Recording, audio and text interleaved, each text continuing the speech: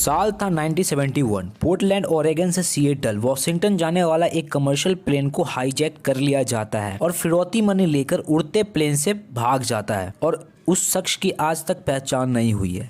ये case US के history में one of the greatest unsolved mysterious case बन गया है। तो चलिए जानते हैं इस केस को थोड़ा गहराई से। नवंबर 24, 1971 एक अनजान व्यक्ति जिसका एज लगभग 40 से 45 के आसपास होगा, इसने $20 देकर north west Orient airline flight 305 की एक टिकट खरीदी। उसने अपना नाम डीबी कूपर बताया, जो कि बाद में फेक नेम साबित हुआ। अब फ्लाइट टेक ऑफ करती है पोर्टलैंड से। इसके थोड़ी देर बाद ये अपने लिए बर्बन विस्की और सोडा ऑर्डर करता है। लगभग दोपहर के 3 बजे कूपर ने एक फ्लाइट अटेंडेंट को अपने पास बुलाया और उसे एक नोट पर्ची देता है जिसमें लिखा होता है कि उसके ब्रीफ केस में बॉम्ब है। जिसके बाद वो अपना ब्रीफ केस उस फ्लाइट अटेंडेंट को दिखाता है जिसमें बहुत सारी वायर्स, रेड स्टिक और बैटरी थी। इसे देखने के बाद एयर होस्टेज के होश उड़ जाते हैं। अब इसके बाद कूपर उस फ्लाइट अटेंडेंट को ये नोट फ्लाइट के कैप्टन को देने के लिए कहता है, जिसमें उसने 4 पैराशूट और $2 लाख की डिमांड की थी, जो कि आज के हिसाब से इसकी वैल्यू $1.2 मिलियन के इक्वल है। जब फ्लाइट सिएटल में लैंड करती है तो कूपर की डिमांड पूरी कर दी जाती है, जिसके बदले में वो 36 पैसेंजर को छोड़ देता है, लेकिन 2 पायलट, एक फ्लाइट इंजीनियर और एक फ्लाइट अटेंडेंट को नहीं छोड़ता। फ्लाइट के रिफिल्ड होने के बाद वो पायलट को मैक्सिको सिटी जाने का ऑर्डर देता है। उसके इंस्ट्रक्शन के अकॉर्डिंग प्लेन 200 नॉट से भी कम स्पीड से 10,000 फीट के नीचे उड़ रही थी। लगभग रात के 8 बजे जब प्लेन सिएटल और रेनो के बीच उड़ रही थी, तब डैन कूपर पैराशूट की हेल्प से प्लेन से कूद जाता है, जिसके बाद ये आज तक कभी दिखाई नहीं दिया। इसके तुरंत बाद एफबीआई ने अपने इतिहास का one of the longest and most exhaustive investigation launch किया, जिसे नॉर्थ वेस्ट हाईजैकिंग के नाम से भी जाना जाता है।